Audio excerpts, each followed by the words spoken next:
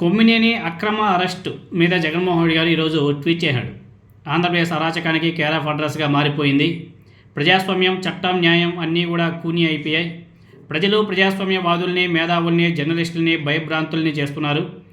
ఏడాది కాలంగా చంద్రబాబు నాయుడు గారు చేస్తున్న అరాచకపు అన్యాయ పాలన మీద ప్రజల తరపున మీరెవరు కూడా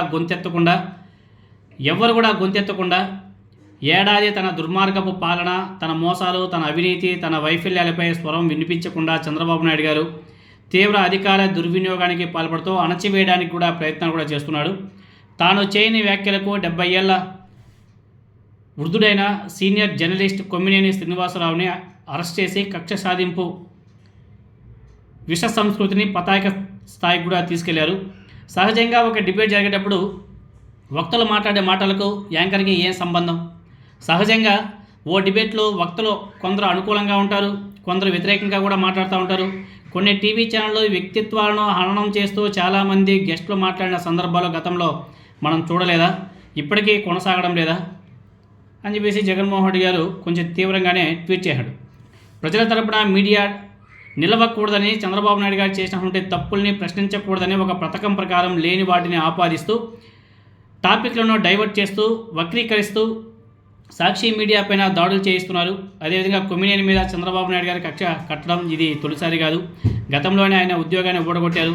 ఆయన నిష్పక్షపాతంగా డిబేట్ చేయడం తట్టుకోలేక 2014 నుంచి 2019 మధ్య ఆ ఛానల్పై, గతంలో సాక్షి కాదు ఎన్టీవీ, ఆంక్షలు కూడా విధించడం జరిగింది.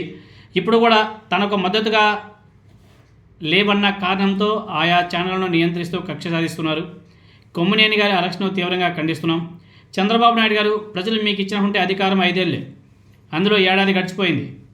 4 ఏళ్ల తర్వాత మీరు చేసినటువంటి అన్యాయాలు, అక్రమాలు, అధికార దుర్వినియోగానికి ప్రజలకు తప్పకుండా సమాధానం చెప్పాల్సి కూడా ఉంటుంది.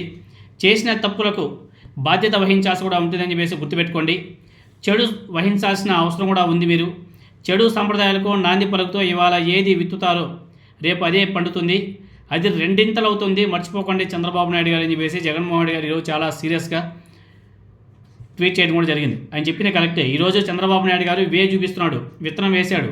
రేపనే రోజు అది మొక్కై చెట్టు అవుతుంది. చెట్టు అయిన తర్వాత దాని వ్యవహారం ఎలా ఉంటుందో మేము కూడా చూపిస్తాం చంద్రబాబు నాయుడు గారు అని చెప్పేసి జగన్మోహన్ రెడ్డి గారు డైరెక్ట్గా వార్నింగ్ ఇవ్వడం కూడా జరిగింది. సో ఇప్పుడు కొమ్మినేని గారిని అరెస్ట్ చేశారు.